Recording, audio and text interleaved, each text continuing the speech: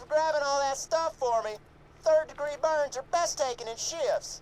Now, to see the fruits of your loins, this city is gonna fly!